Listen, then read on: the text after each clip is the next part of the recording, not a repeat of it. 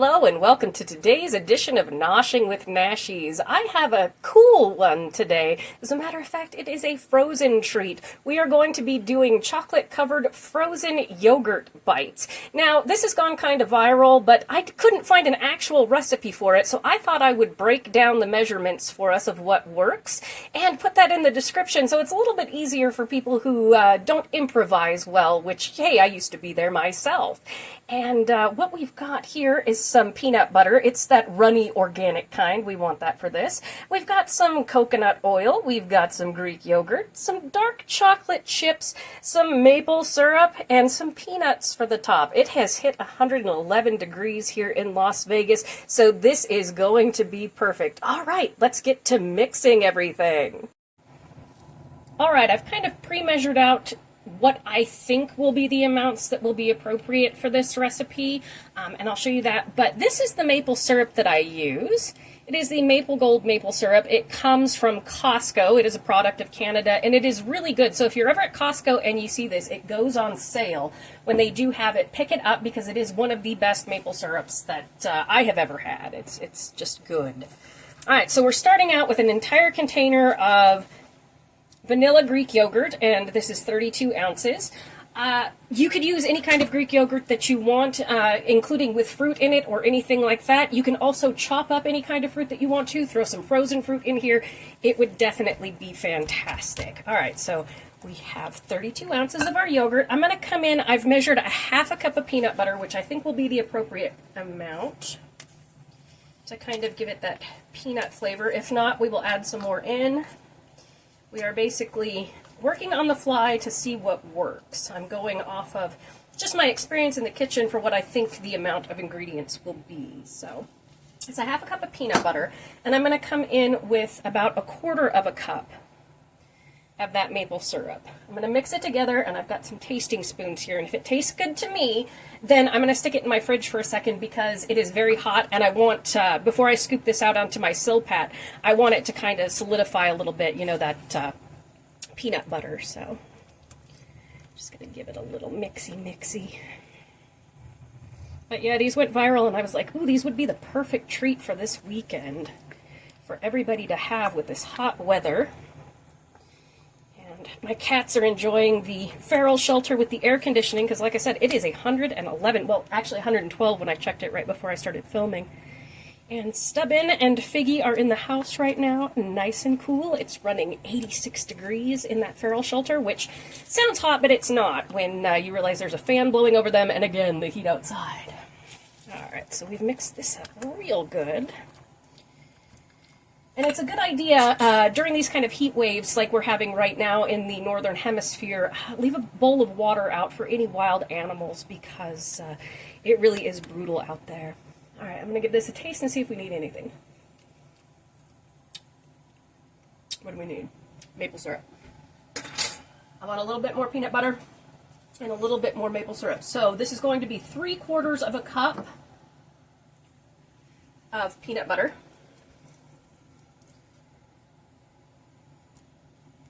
Instead of a half a cup, it's going to be 3/4 of a cup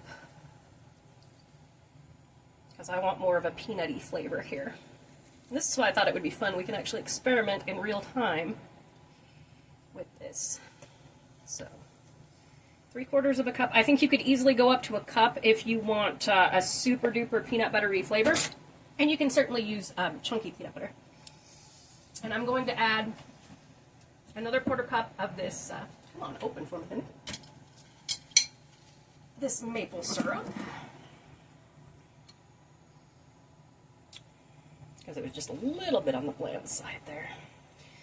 So we're going 3/4 cup of peanut butter and a half a cup of maple syrup.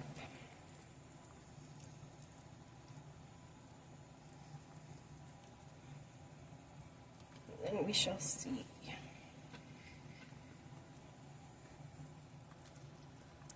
And again, you can do this to your taste, obviously, whatever you like.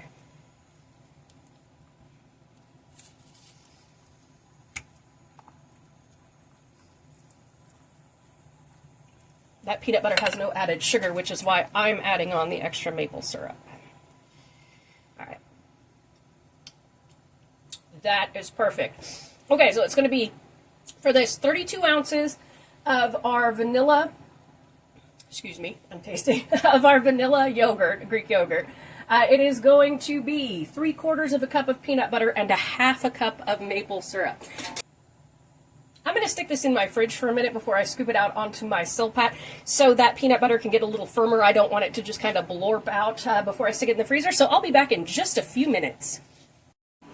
Okie dokie.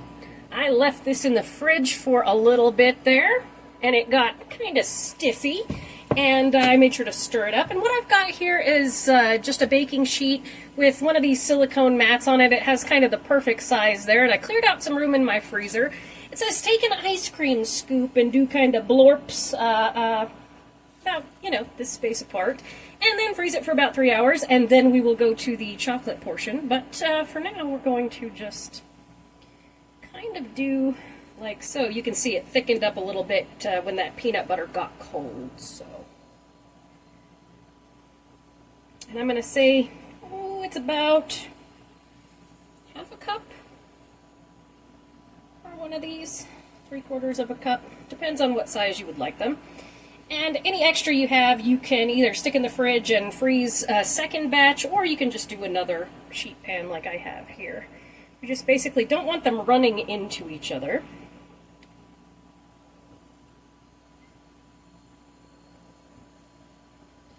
They did. They got this peanut butter as it cooled down. Got the perfect consistency here.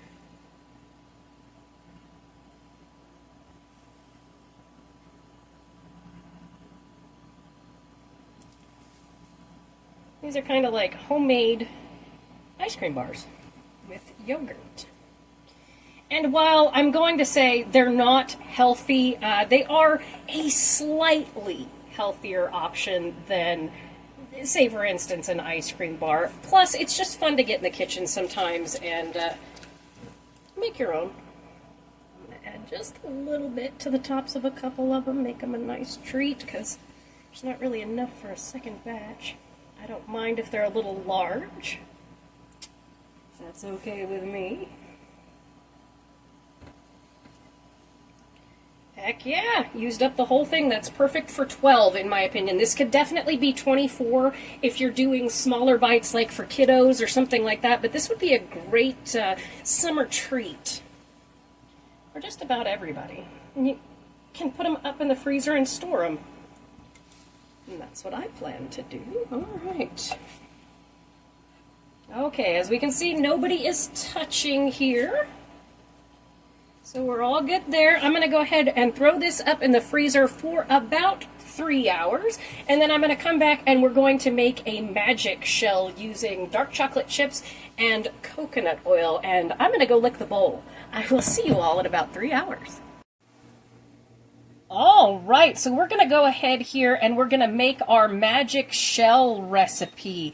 I'm using a double boiler. It's just an old pot of mine that I've put a Pyrex bowl inside of. You want to make sure that your water is not touching the bottom of the bowl. I bring it up to a boil and then I cut it back to 2, so that's at a simmer, because we don't want too much steam coming out of the edge and risking contaminating this with water. Make sure that your bowl is super, super dry. Now, I've got a bag of dark chocolate chips here. It is, I believe, 10 ounces. So we're going to throw those in. And then I'm going to come in with 2 tablespoons of organic, unrefined coconut oil. And the reason why I want that, I actually want the coconut flavor on this. If you don't want the coconut flavor, that is perfectly fine. You can do a refined. But we're going to come in with 2 tablespoons of this. I'm going to add just a little extra because I want a nice crunchy shell on there. And this is how you make magic shell at home. This is the dupe for the magic shell recipe. And like I said, just make sure that everything you have is super dry because we don't want anything seizing up, and I will let you watch me melt this in fast motion.